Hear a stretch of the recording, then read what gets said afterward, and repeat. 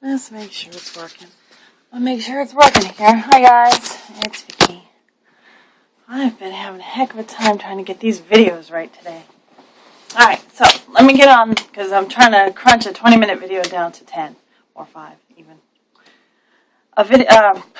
Watched a video last week of a girl a little discouraged by the community. And she's under a year out. She's still within her year.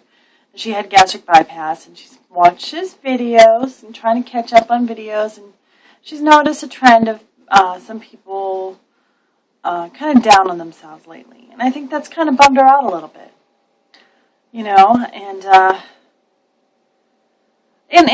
this is almost kind of my video response to that, because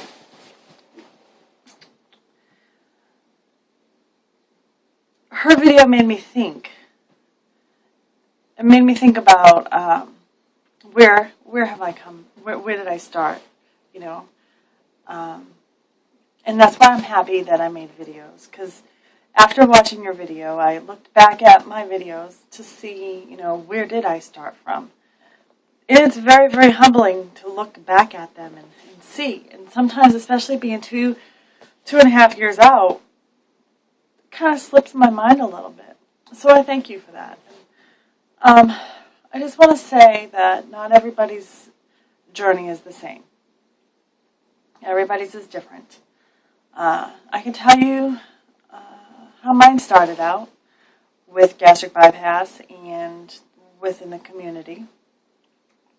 And I think the reason why people post a lot of videos. They post the good and the bad because I know I do for my own, reasons, but also to show that this is hard. This is a hard road. It's a challenge, and it's a fight, and it's not easy. It does have its good parts, but it has its not so good parts. You just gotta kind of roll with it and make it like they say on American Idol, make it your own, dog. Take it, make it your own. But I'll tell you where I started. And I'll tell you some accomplishments, some victories, some ups and some downs, okay? The whole thing started when my husband, he was working and he got insurance. I was looking at the insurance card, and on the back of the card it said something about a bariatric line. I'm like,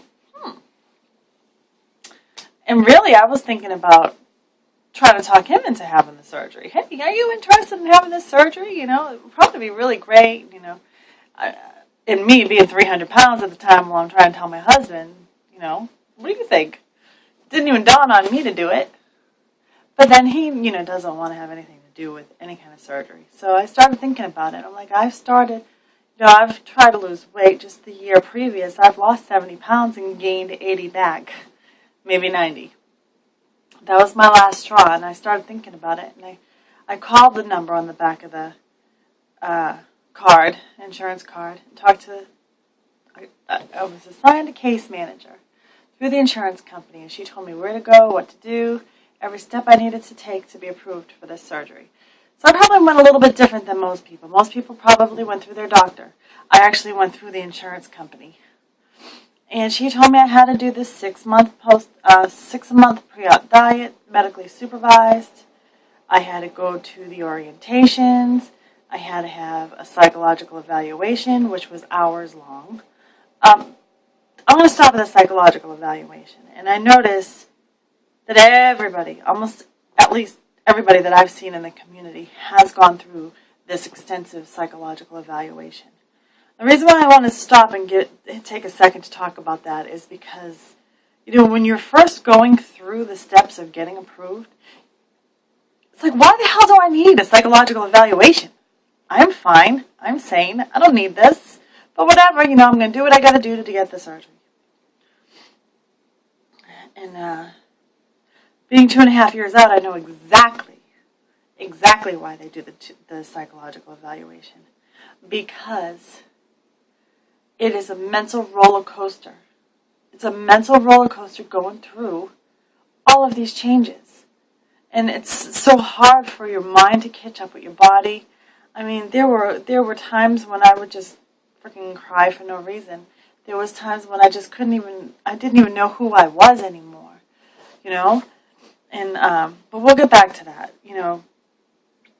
Did the psych val, did the EGD, did the stress test, did the cardio clearance. I even got an IVC filter, 6-month pre-op diet. I did quit smoking. And this was all before. So the whole 6 months I'm sitting here thinking, you know, I want to research. I have a lot of time on my hands. I'm going to research. And so I went online and I'm looking and I find, you know, Googling gastric bypass before and after. And that's how I stumbled upon YouTube in the community. I had lots of time on my hands. So I started watching people's videos and their montages and their befores and afters. And I was so fascinated. I was like, oh my gosh, one of these days that's going to be me. You know, it's going to be my turn. And it just, look at these people and their transformations. It's so beautiful. And I spent hours and hours and days and weeks watching videos and subscribing and being friends and talking and communicating and learned so much. So much. And then I decided I would start to make my contribution to the community. And not just to the community, but to myself as well, because I needed to be part of this community. And I'm so glad that I did, because it has been a huge part of my life for the past 3 years. And I've made so many friends, and so many, it's a very, very strong support system. And it's turned into family. And, you know, I got your few nuts in the family, like every family. But all in all, it really is a really awesome, great community. It really, really is. And that's how I started. Now, looking back at some of my videos, some successes. You know, I went through the surgery. I started out with 310 pounds, size 28 pants. Remember, as I started losing weight, my pants got looser. I got a haircut. I started feeling a little bit better about myself. I was still quite large, but as the pounds started going off, I started feeling a little bit better. I started walking, then did some power walking, and then I did some jogging. Yeah. People saw me jogging too. They were like, Vicky, was that you jogging out there? You looked pretty good. I was like, yeah, that was. I would never in my life, a million years, think that I would jog. And then I did a 5K. Never in my life would I think I'd do a 5K. My big size thing with the pants, one of my big NSVs was size 18s. Because there was the 18W and then there was the 18. I could fit into the W, but the 18 I couldn't even get past my thighs. And I'm like, what the hell? I was yelling at the pants. I was like, why is this letter make such a huge difference? Why is it the 18W can fit me and I can't fit into the 18? So my goal was to get into that 18 and get rid of the W's forever. That was a huge one for me. And I did. It was an awesome feeling. I could reach parts of my body or I could reach things without getting, winded. I had my CPAP. That was gone after 2 months of after surgery. I don't sleep with the CPAP anymore. I feel so much better. The stalls, the bathroom stalls, the big ones. I used to dread going into the public bathrooms and there not being a big public stall, the handicap stall available, because it's like you go into the little one and you push open the door to get into the little one, and then you practically have to climb on the friggin' toilet to shut the damn door. It's like, how the hell are you supposed to close the door? There's no room. I hated those stalls. So one of the big NSVs that I had was being able to go into there, somehow magically being able to shut the door without friggin' magically maneuvering myself upside down and twist and turn to try to shut the damn door. So now I don't even go into the big ones anymore. I refuse. It's always the little ones, and I can get in there just fine. So that's a huge non-skill victory. But there's downsides too. There's, I've gone through a lot of emotional stuff. and I almost died. That was a big one. That was a big downer. But I had some great surgeons that saved my life, and there's quite a few out there that have been through the same exact thing, some kind of situation to where, something has happened medically to where you needed emergency treatment. That is real. And on that note, always remember to listen to your body, especially going through such a serious surgery like this, because if it doesn't seem right, it probably isn't, and you need to get seen and save your life, okay? That is serious. That is serious. I've hit plateaus. I've hit stalls. It's not always been gravy, but I'm telling I'm reminiscing about the good stuff. I got my GED. I went to college. Never thought that I would do that, ever. My confidence, I've gained so much confidence. Back there, in that life, I just existed. Now, I'm kind of emerging out into the world. I'm not hiding in the corner anymore. And that was another thing. Before, I was very comfortable with not being noticed. But then people started noticing me, and that was kind of creepy. That was kind of scary. I'm like, the first few months of people noticing me, I was kind of running the other way, especially guys. Because I was scared. I was actually scared to be noticed. I didn't want to be noticed. But then people started. It's kind of like people started noticing me, then people started noticing me.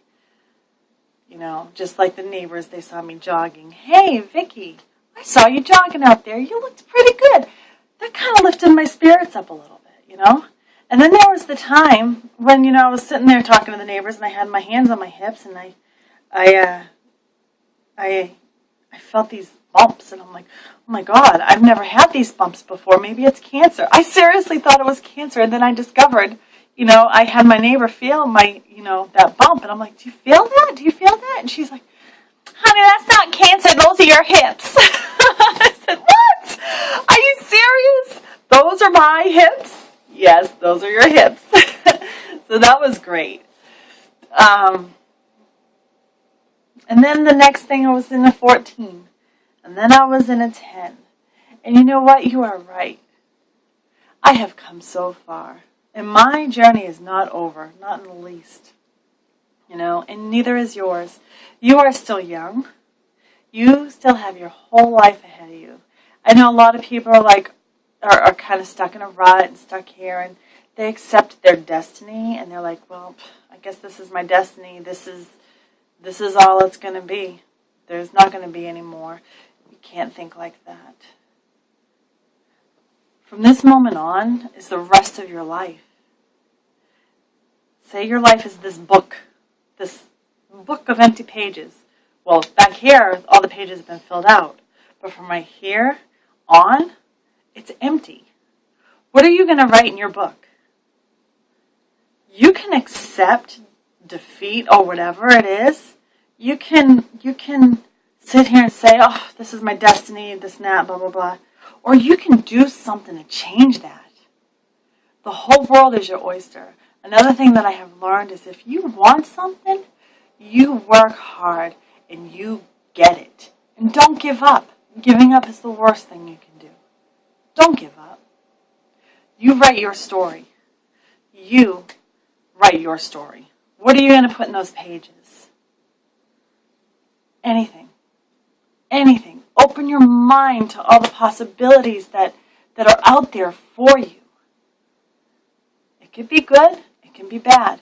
It could be something that you're shooting for, and you may hit bumps on the way, but don't give up. Don't give up. Because you give up, you throw the towel in. Don't do it. Somebody had once told me, shoot for the moon, because even if you don't get to the moon, you'll at least land on a star. But just, what's your book going to be like? Make it great. You only have this life once. You have a whole lot of life left. What are you going to do? Till next time.